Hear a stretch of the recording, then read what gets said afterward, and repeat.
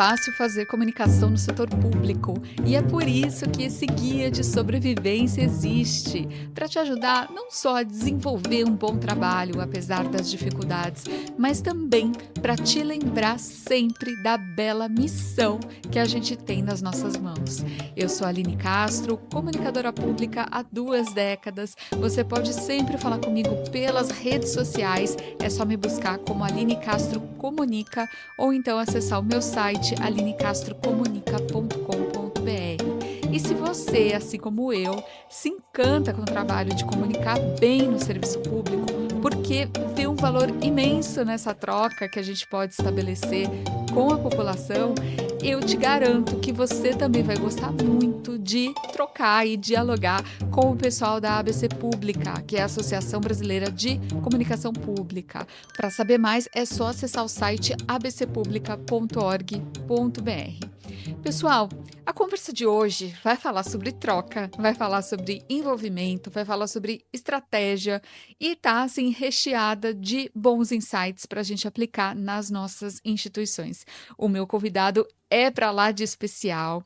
Ele é consultor, professor e keynote speaker internacional de marketing, com mais de 25 anos de atuação em mais de 30 países. Fellow do CMI, que é o Chartered Institute of Marketing no Reino Unido. Ele leciona no IPAM, Escola de Marketing em Portugal, na Universidade Europeia, também em Portugal, e no IPOG, Instituto de Pós-Graduação e Graduação no Brasil. Ele é o autor de Metodologia Apende e Mais Marketing, Menos Guru, e eu estou falando de Nino Carvalho. O nosso papo, pessoal, começou a partir da seguinte observação. O serviço público não faz a venda de nada, não visa o lucro, não precisa captar e nem reter cliente. Qual o sentido, então, de a gente falar de marketing para instituições públicas? Olha, Aline, isso é muito interessante, principalmente a gente começar com essa pergunta, essa colocação, né? Porque existe tantos tabus e preconceitos, digamos assim, de como que os profissionais da área pública enxergam o marketing, mas também como que o mercado privado enxerga a área pública. Quer dizer, são 2 áreas que têm muitos preconceitos uma com as outras, né? Uma com a outra. É uma questão histórica, obviamente. A parte do mercado é mais fácil entender, existe um certo preconceito por achar, obviamente de maneira errada, né, que no setor público o pessoal é preguiçoso, não faz nada, que é uma ignorância de quem não conhece absolutamente nada de como é que funciona isso, né? Eu já tendo contato com o setor público, vamos colocar aí uns 15 anos, trabalhando desde 2009, talvez 2008, com muitos órgãos públicos, a maior parte deles federal, eu observo que tem profissionais de altíssima qualidade e equipes completamente brilhantes, como a equipe de comunicação do Senado, a equipe de comunicação do MPF, particularmente da PGR, da Embrapa, certamente, um exemplo, né, unânime quase que em comunicação pública. Então, tem muita gente boa, mas há esse preconceito. Do outro lado, o setor público em relação ao privado, nesse caso especificamente ao marketing, né, no setor privado, é um pouco do que você falou. A gente não tem cliente, a gente não tem concorrente, né? Aqueles conceitos e palavras de marketing do mercado como todo, no mundo de negócios, soa muito mal. Isso é uma coisa errada, no meu ponto de vista, porque eu até diria, vai ser uma afirmação assim, um pouco forte, porque pode ter gente que tem outra opinião, mas eu acho que não tem como ter dúvida. O cidadão, por exemplo, né, que é o caso clássico de quem a organização pública normalmente atende, embora, claro, existem outros stakeholders, o cidadão, ele ou ele deveria, ou poderia ser encarado como, sim, um cliente, do ponto de vista que ele vai consumir produtos ou serviços da organização pública. Né? Talvez ele não pague por aquilo, às vezes ele paga, como, por exemplo, na hora de tirar um passaporte. Né? Aí é até um monopólio. Eu só posso tirar passaporte num certo órgão público, eu tenho que pagar por aquilo.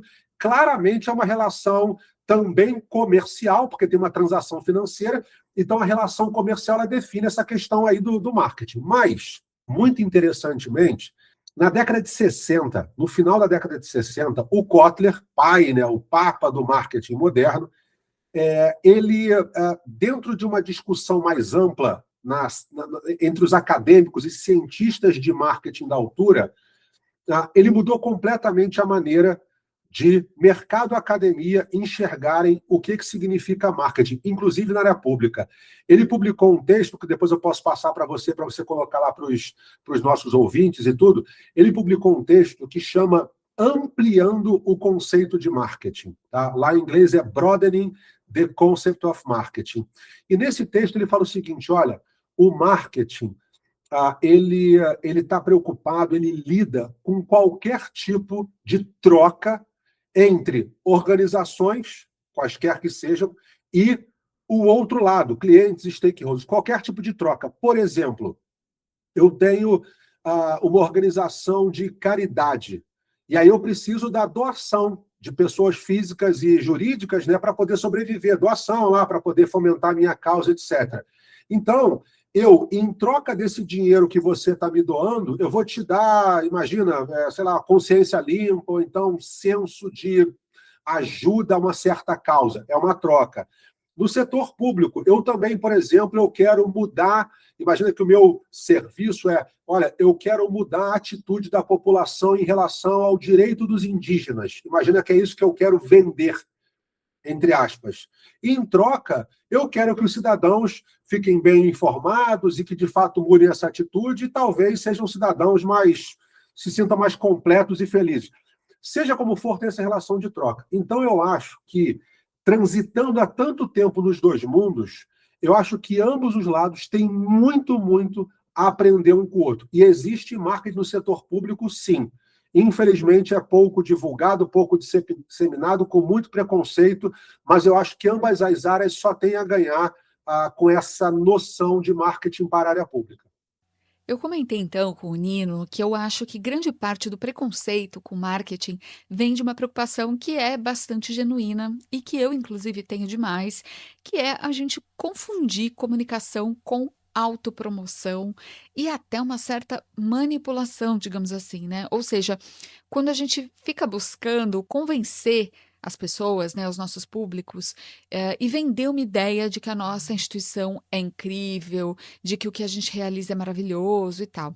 E aí, pelo que o Nino começou nos explicando aqui, não é bem isso. Se a gente entende o marketing como troca, a gente está falando de diálogo, de atenção, de foco no que seriam os clientes, né? Ou seja, em quem está na ponta. Então, eu quis validar esse entendimento com o Nino. Vamos ouvir.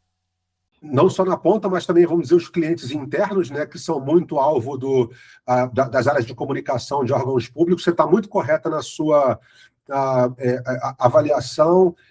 Entretanto, o marketing ele é muito amplo. Então, de fato, parte do trabalho de marketing é cuidar como eu entendo o marketing, né, porque tem uma distinção aí forte de marketing para comunicação, de acordo com linhas de pensamento que eu posso falar num segundo.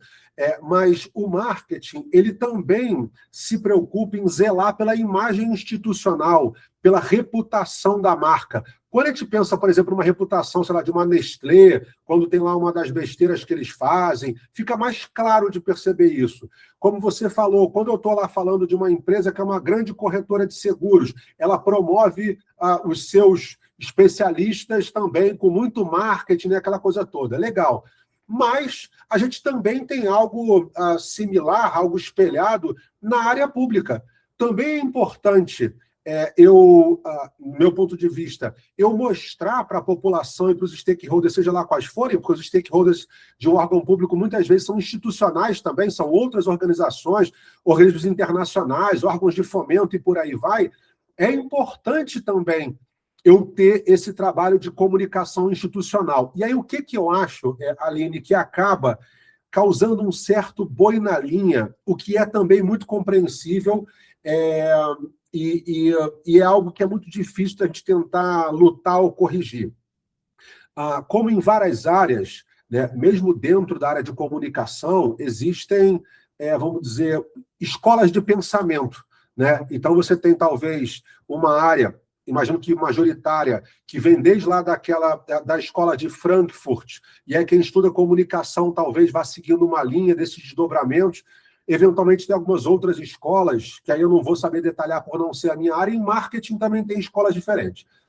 A maneira como marketing e comunicação são tratados no Brasil, e por acaso também em Portugal, é o seguinte: você tem uma área de comunicação social, que é onde a pessoa vai aprender na faculdade, por exemplo, e essa área ela engloba, por exemplo, jornalismo, sei lá, rádio e televisão, engloba relações públicas, eventualmente você vê até numa faculdade dentro de comunicação social, publicidade e propaganda, né?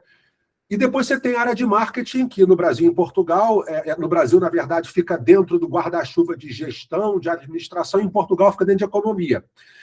Essa confusão, dessa separação, ela ajuda a ter o problema que a gente vivencia aqui no mundo prático, né? Então, do meu ponto de vista, pela linha de pensamento que eu estudo em marketing, por exemplo, relações públicas é dentro de marketing, né? Uma vez que marketing deveria zelar por tudo que tem a ver com essa questão que é como que a empresa se comunica e transmite suas mensagens em imagem e reputação para fora. Para dentro também, mas é outro papo, é marketing interno e tal, para fora.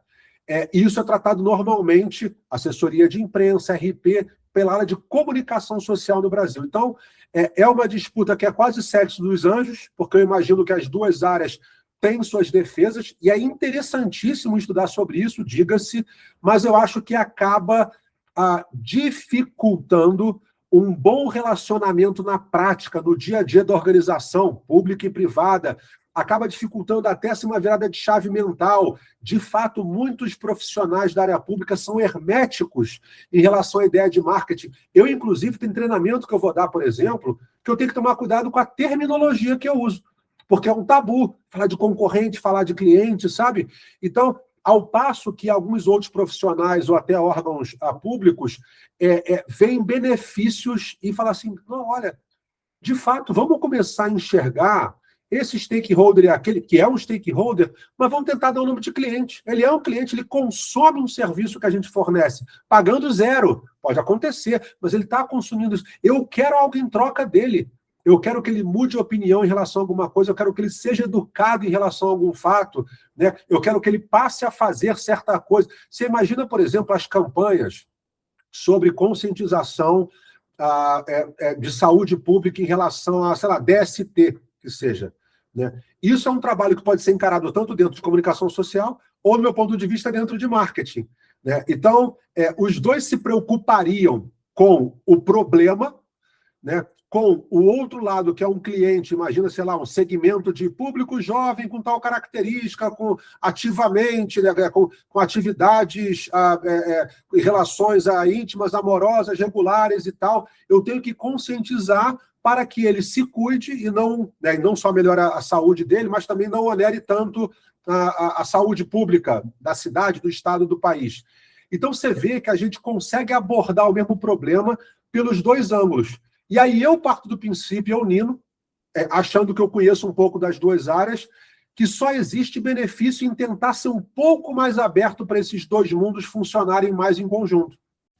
Pegando o gancho no que o Nino falou sobre stakeholders, né? Eu quis perguntar para ele se uma dessas ideias importadas do marketing para a comunicação pública pode ser justamente esse cuidado maior, esse conhecimento mais aprofundado das nossas audiências, quem sabe desmassificando um pouco os públicos, né?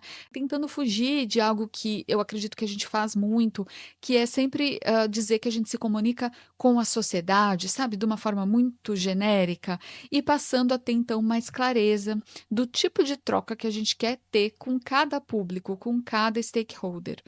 Olha, esse exemplo, Aline, é um dos que eu mais dou, sabe?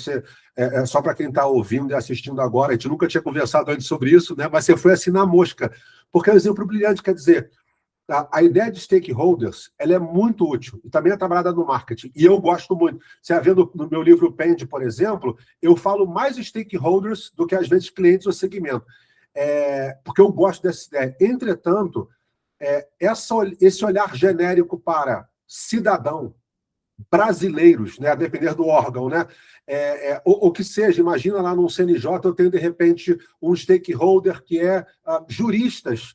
É muito amplo, né? E o marketing nos ensina que, quando eu tenho essa gama muito ampla, por exemplo, de stakeholders, vamos chamar assim, e eu não separo eles em subgrupo, que no marketing seria essa segmentação em subgrupos, cada grupo com características diferentes dos outros, né? Por que eu faço isso em marketing? Porque a gente parte do seguinte princípio: olha, toda organização tem limitações de recursos. Dinheiro, tempo, equipe, conhecimento, seja lá o que for. A mesma coisa acontece desde com o Google ou com o CNMP. Não tem hipótese. Então não tem limitação de recursos. Legal. Como eu tenho limitação de recursos, eu não consigo fazer tudo. Porque se eu estou conversando com a Aline e eu sou uma única pessoa, eu não consigo simultaneamente falar com o João, né?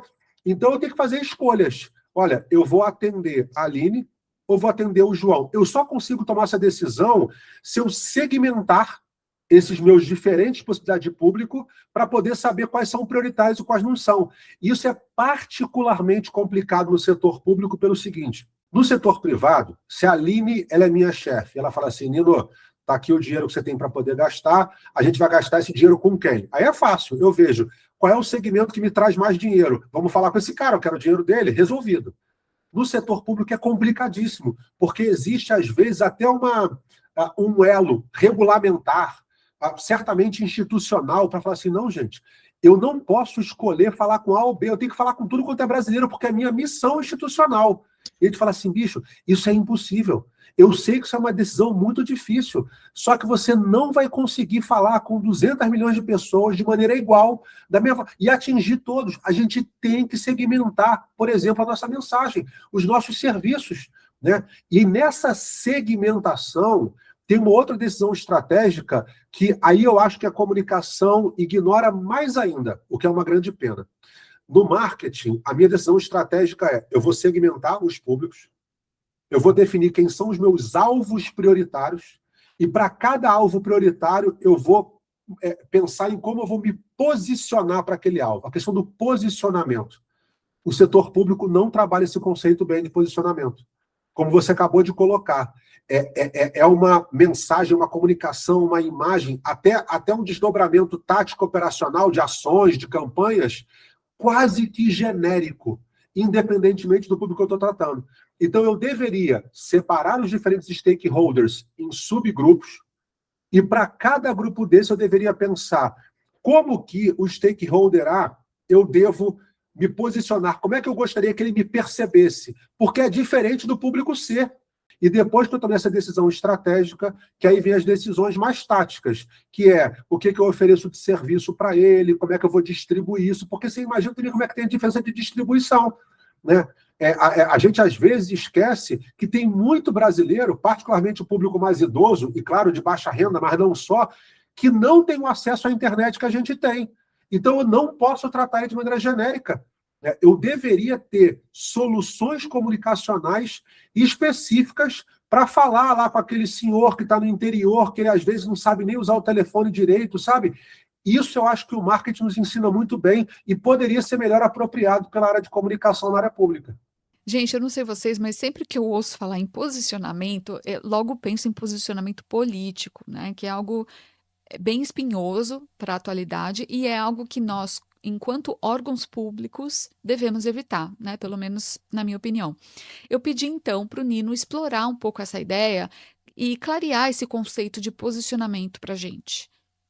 O posicionamento, se eu fosse definir do ponto de vista de marketing, é o seguinte: para começar, posicionamento não é alguma coisa que eu, como empresa, organização, eu fico, mas a gente tem ou não tem? Será que eu tenho que fazer isso ou não tem? O posicionamento, ele existe.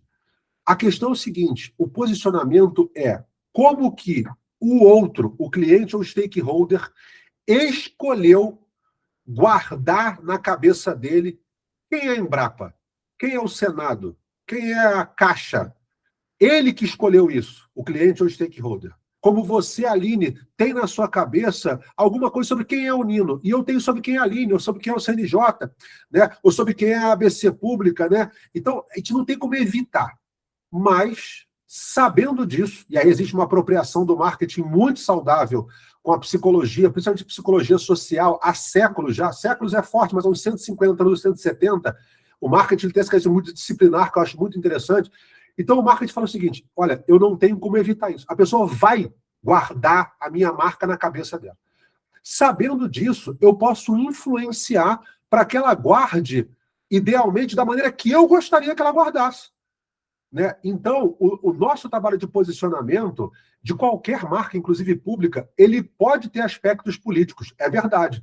Muitas marcas privadas, nós vimos recentemente, que declaradamente se posicionam, inclusive politicamente. Isso existe. Não é obrigatório fazer isso. Né? Mas, como o cidadão, o outro stakeholder, vai fazer esse exercício, eu teria que pensar, olha, como é que eu gostaria que os juristas do segmento XPTO guardassem na cabeça o que é CNJ, que é diferente do cidadão que às vezes vai consumir o meu serviço de ouvidoria. Tá? E dentro desses que consomem nossa ouvidoria, eu tenho também diferentes segmentos, porque eu tenho uma mulher que, de repente, a motivação dela de consumir essa ouvidoria, como faz muito bem, inclusive, a ouvidoria do MPDFT, lá com o ouvidor Flávio Milhomem, que foi um cara muito inovador nesse sentido, que ele trouxe trabalhos específicos na ouvidoria sobre segurança pública e tratamento do policial nas abordagens. Especificamente, tem uma ouvidoria para mulheres, o que é um avanço tremendo, porque são segmentos diferentes. Então, tem um tratamento diferente, um posicionamento diferente. Então, sim, eu compreendo essa sensibilidade da área pública por conta da questão política. Entretanto, eu consigo trabalhar, eu deveria trabalhar isso, porque isso é altamente estratégico, e aí, claro, se for do interesse da organização, com mais viés político ou menos, mas isso tem que ser trabalhado, porque foge da alçada de qualquer marca. O Nino cita agora um exemplo de campanha relacionada a posicionamento que ele acompanhou de perto. Vamos ouvir.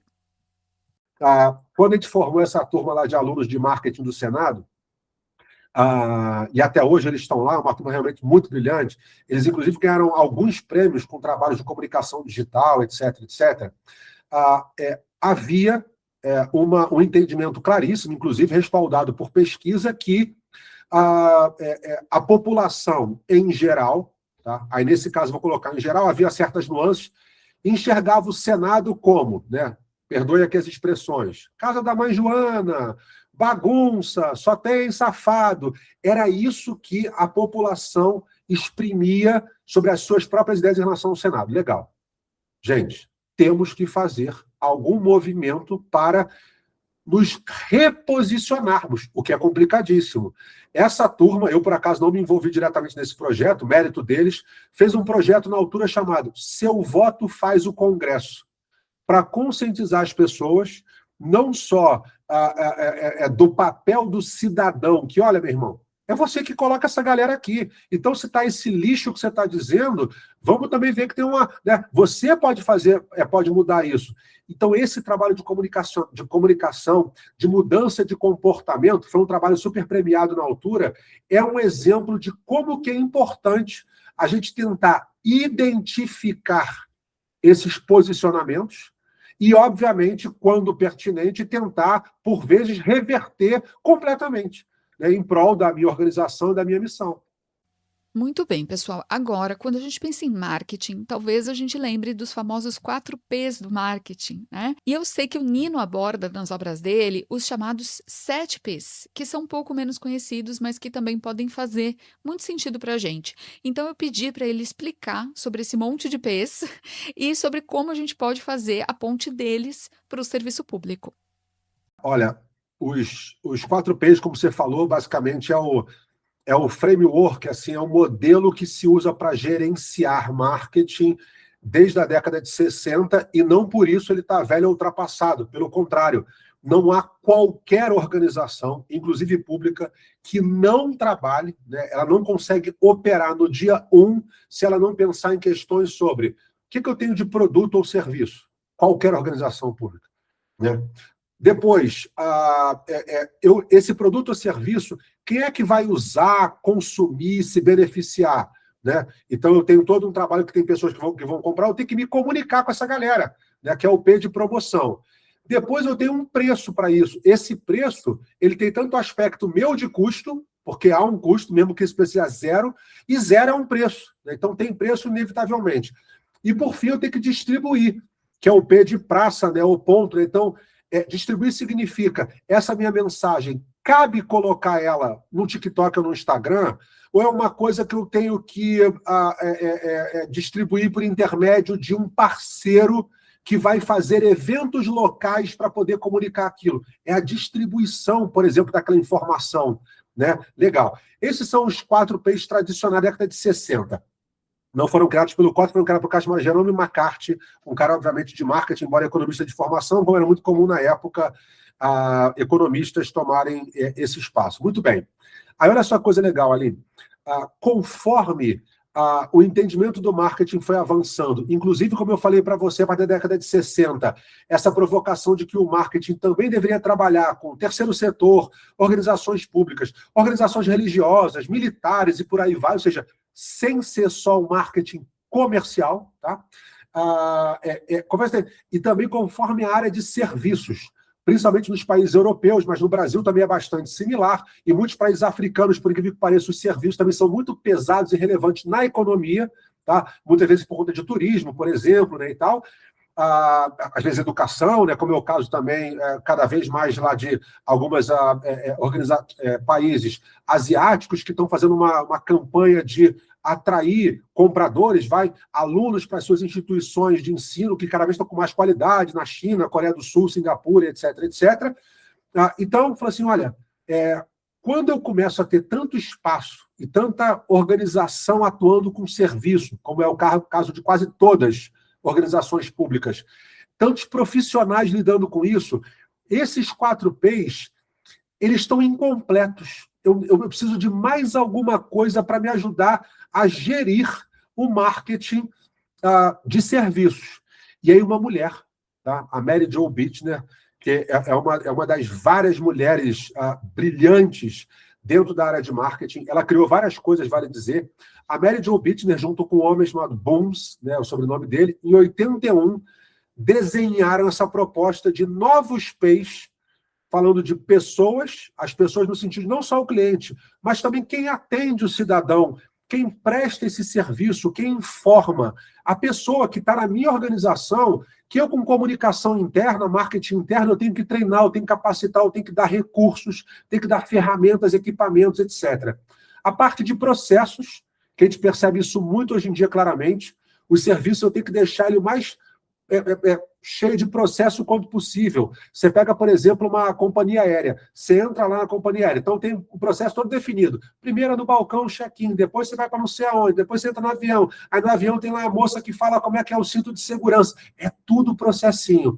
E, por fim, as evidências tangíveis, né, que são formas de eu demonstrar quem eu sou, meu posicionamento, entre outras coisas, lá para o cliente. Então, são as instalações físicas. Você pega, por exemplo, inclusive isso começou com a Caixa, salvo erro, na década de 90, essa, vamos dizer, uma reformulação das agências bancárias, né? Visual, com cadeirinha, com bebedouro, com televisão, ar-condicionado. Isso tem a ver com eu passar essas evidências para poder comunicar melhor. E daí vem os 7 P's, que também influenciam no marketing no setor público, porque as organizações públicas vão ter que utilizar esse mix, essa mistura desses 7 elementos, para poder ver como é que elas vão entregar cada um deles. Então, como é que é o nosso produto ou serviço, como é que eu vou distribuir para que tipo de público, vai ter um preço ou não vai, e por aí vai. Então, é muito útil para nos ajudar a gerenciar ações de marketing e comunicação. Eu pedi então para o Nino falar sobre a metodologia PEMD, que significa Planejamento Estratégico de Marketing Digital, PEMD. É o título de uma das obras de autoria dele. A metodologia PEMD, sabe que, curiosamente, ela foi, na verdade, implementada, em primeiro lugar, numa organização pública, né? Eu estava na altura, isso aí tem mais de 20 anos, eu era diretor de marketing para a América Latina e Caribe do British Council, que é uma organização pública do governo britânico, que mexe com educação e relações culturais. E aí, estudando, etc., precisava fazer um plano de marketing para essa organização, e aí acabou surgindo a metodologia a partir daí, com foco numa organização pública. Então, aí logo depois eu comecei a aplicar ela em organizações públicas e em privadas no meu trabalho como consultor, né? Logo, tipo, uns 2 ou 3 anos depois, e basicamente é o que eu faço até hoje, é aplicar essa metodologia. A metodologia PEND, ela é embasada, ela nasce de 2 grandes pilares da estratégia de marketing, por acaso os 2 britânicos, o Malcolm McDonald, que é um cara que é conhecido como o pai do planejamento de marketing moderno. Tá? Esse cara ele é bem mercado privado, vamos dizer assim. E o outro foi um cara que foi meu professor, né? O Colin Gilligan, que tem um livro não só brilhante nessa área de Strategic Marketing Planning, como ele é um cara que é consultor para a Microsoft, para a Coca-Cola, mas também para organizações públicas, majoritariamente do governo britânico, mas de outros governos europeus também. Então, esses 2 foram os meus pilares. E, entretanto, por conta da época, nenhum deles tratava de como abordar essa estruturação do planejamento de marketing numa era digital, né? Isso aí foi em 2000 e pouco, então eu já trabalhava com digital desde 96, 97, numa era digital. Então, a inovação na metodologia PEND, ela vem de incorporar as possibilidades do digital, que, claro, hoje a gente usa IA para poder fazer muita coisa automática, mais aprofundada, etc., para eu pegar o digital e entender mais sobre os públicos, sobre os competidores, sobre o próprio ambiente, né, o macroambiente no qual eu estou inserido, uma coisa que é importantíssima para a área pública, eu tentar ler o macroambiente, que é algo que também é muito pouco explorado em comunicação, diga-se, mesmo em planejamento estratégico de comunicação, e aí eu também conheço autores muito relevantes, inclusive de atuação pública, os quais eu gosto e respeito muito, mas sinto essa falta de uma abordagem mais estratégica para o macroambiente. Ponto. Então, a metodologia PEND é isso, é uma espécie de uma estrutura bastante lógica e racional que vai guiar o profissional da área pública ou da área privada para desenhar o seu plano estratégico de marketing. Por que o ênfase na palavra estratégico? Porque o plano de marketing e de comunicação, diga-se também, em boa parte das vezes, é um plano tático. É um plano de conteúdo, é um plano do que fazer nas redes sociais. Aí eu vou criar um site novo. Aí como é que vai ser agora a nossa IA aqui para poder mandar e-mail automático? Tudo isso é tática operacional. A parte estratégica, Aline, justamente foi o início do nosso papo. São decisões ligadas a segmentos, a segmentos prioritários, posicionamento, né? Os meus... onde que eu vou enveredar mais recursos e esforços. E essa parte estratégica, do meu ponto de vista, também na comunicação, não só no marketing, desculpe, em ambos, eu acho que é amplamente ignorada. Pessoal, quando a gente fala em planejamento estratégico, como o Nino enfatizou, eu sei que uma etapa importantíssima é a análise situacional, também chamada de diagnóstico. Mas eu sei também que nós, comunicadores, adoramos pular essa etapa, né? Afinal, a gente gosta mesmo de colocar a mão na massa em projeto, em canal, em vídeo, né? No operacional, como o Nino já apontou aqui para gente. Então, eu pedi para ele nos falar um pouco mais da importância do diagnóstico para esse trabalho estratégico de comunicação. Aline, olha, essa questão me dá quase que uma dor no coração quando eu vou trabalhar com órgão público, porque, veja só, as equipes, os órgãos públicos, do meu ponto de vista, elas deveriam ter um protagonismo na organização muitíssimo maior, principalmente agora na era de IA. E quando eu falo protagonismo, significa o seguinte, falo assim, olha, nós de comunicação, é de nossa competência, somos nós que sabemos tecnicamente isso, que estudamos, que praticamos, nós que somos responsáveis por ajudar a organização a alcançar os objetivos dela. Nino, você está louco? Teu objetivo tem nada a ver com comunicação. Né? Não. Todo objetivo vai passar por comunicação. Por quê? Porque provavelmente nenhum objetivo de uma organização qualquer que seja vai deixar de contemplar, por exemplo, os stakeholders diversos. Né? E seria estranho se fosse assim. Né? Como assim? A gente está fazendo algo na nossa organização que não é para beneficiar um cidadão, um stakeholder, uma certa parcela da sociedade, normalmente não há essa hipótese. Se há isso, é a comunicação que sabe fazer essa ponte, né, que sabe ajudar nesse processo. Por isso, eu acho que tanto comunicação quanto marketing são funções que não deveriam ficar presas a um departamento, muito menos a um departamento muitas vezes pouco valorizado, como a gente sabe que é o caso não só em órgãos públicos, como também nos privados. Isso quer dizer o seguinte, isso quer dizer que no mundo platônico, quando a comunicação está muito bem feita, todo mundo na organização, qualquer departamento e hierarquia, tem essa consciência que ele tem um quinhãozinho ali que vai ajudar a minha organização a alcançar o objetivo tal, que é fazer qualquer coisa lá para a sociedade. Então, a gente deveria ter um papel muito mais relevante. Um dos motivos de não termos esse papel é exatamente o que você falou, é o foco operacional. E a maior parte, Aline, dos casos, pelo menos que eu vejo, sequer há essa consciência. Né? Há uma consciência de que, não, aqui o nosso trabalho é esse. Olha, eu já fui falar em órgão público, inclusive ministério, órgãos grandes, sobre, vem cá, vamos fazer um trabalho de estratégia de comunicação, aqui vamos meter IA, aquela coisa toda. Não, aqui a nossa equipe, sabe? Olha, parecia que era quase que uma equipe de reportagem de jornal, sabe? Era só pensar em fazer conteúdo e ainda de uma maneira muito antiquada, diga-se, né? Muito bem. Então, nesse contexto, onde é que vem o diagnóstico? O diagnóstico, eu acho que é a parte mais importante, relevante e impactante nas decisões estratégicas.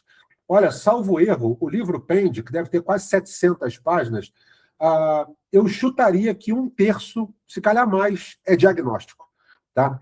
Então, olha só, o diagnóstico é quando justamente eu tento entender como que a minha organização, olhando para dentro, como é que a gente está hoje organizado, estruturado? Como é que é o papel da área de comunicação no contexto organizacional? O que a gente tem de pró, contra, força, fraqueza, aquela típica SWOT, ela tem um momento para ser encaixada. Obviamente, as competências da área de comunicação especificamente, os elos e a relação de comunicação com outros departamentos, isso é uma auditoria interna, ou melhor, é um conjunto de auditorias internas. Tá?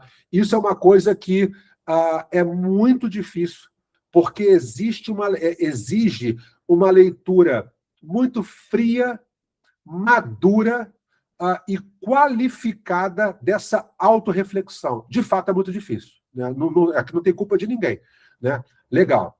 Só que depois de eu olhar para isso, tá? Para dentro da minha organização, existe uma coisa que a gente chama de microambiente, que é o que está orbitando a organização. Então, está imediatamente ali, está fora da organização, mas imediatamente na órbita. Por exemplo, os stakeholders mais diversos.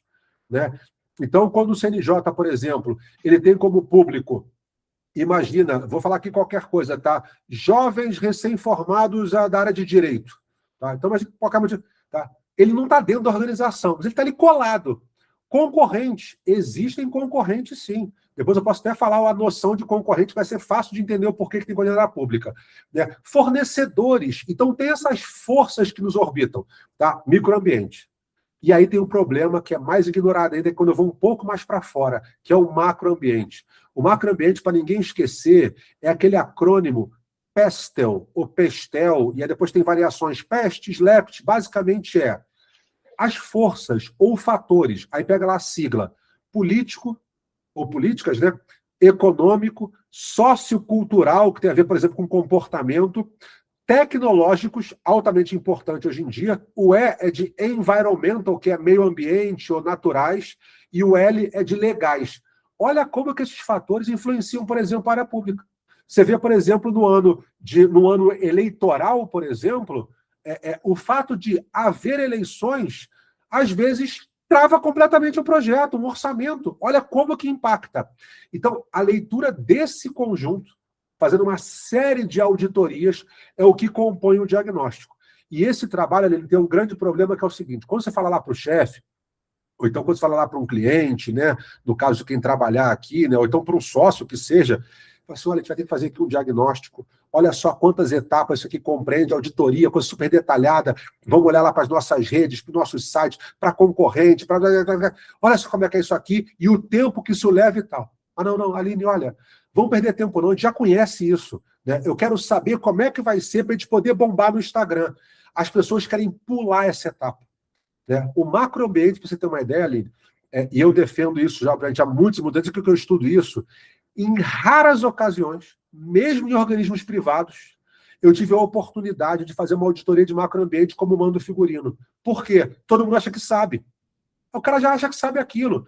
Só com a pandemia, que foi uma paulada macroambiental, que aí começou com uma questão sanitária, que depois impactou tudo. Lei, regulamentação, as pessoas mudaram seu comportamento de interação com organizações, de compra, né? Então tudo mudou. Aí o pessoal falou assim, caramba, olha como é que é importante. E agora, que eu estou naquele momento que eu chamo copiando de outras pessoas, né? O termo que eu uso é permacrisis, né? Crises constantes, interligadas, ininterruptas, que é o novo normal, cara. Então é o tempo inteiro bomba estourando, diariamente. Então eu preciso monitorar o macroambiente. Esse que é o diagnóstico. E com isso, como você, por exemplo, faz, qualquer um de nós, você vai num médico, o cara fala, olha, vamos pegar aqui, olha, exame de sangue, radiografia de não sei o que lá, o exame e tal. Aí você fala assim, pô, doutor, isso é maior trabalho, vai custar dinheiro, leva tempo até exame. Me dá um remédio. O cara fala, não, meu irmão, não sei qual remédio que eu vou te dar. Tem que ter lá o exame. Aí no médico a gente aceita. Na nossa empresa a gente não aceita fazer isso. É meio louco, né? Então a gente tem que fazer o diagnóstico, mas sim, ele é complicado, tecnicamente difícil, e quando a gente está dentro da organização, se a Aline, com toda a competência que tem, for tentar fazer, vai ser difícil, porque você não está isenta, você também não pode, às vezes, pegar firme, bater de frente com um outro departamento, que seja porque existe uma questão aí, sabe, de convivência, de politicagem, de bem-estar do grupo. Então, não é um trabalho fácil. Eu não quis perder a oportunidade de perguntar para o nosso entrevistado: será que hoje a inteligência artificial pode ajudar no processo de diagnóstico ou, quem sabe, em outros processos relacionados a marketing? A IA, quando eu estou com um chapéuzinho de cidadão, de pai, de membro da sociedade, eu olho com um olhar muito crítico e preocupante, porque eu acho que isso aí está levando a gente para a desgraça. Tá? Então, deixa esse lado, né, de lado, vamos dizer assim, porque isso é uma discussão super pertinente que cabe em outro momento. Com um olhar estritamente profissional, a IA não é, como foi tantas outras coisas que a gente vivenciou, desde algumas redes sociais, desde algumas até linguagens de programação, desde o metaverso, que é uma coisa mais recente, o pessoal vai se lembrar claramente, né? Não é a própria questão do mobile, que demorou a vingar, não é modinha, não é. Isso já está mudando completamente a sociedade, a maneira como a gente age de todas as maneiras. É altamente preocupante em vários aspectos, mas também mostra algumas possibilidades.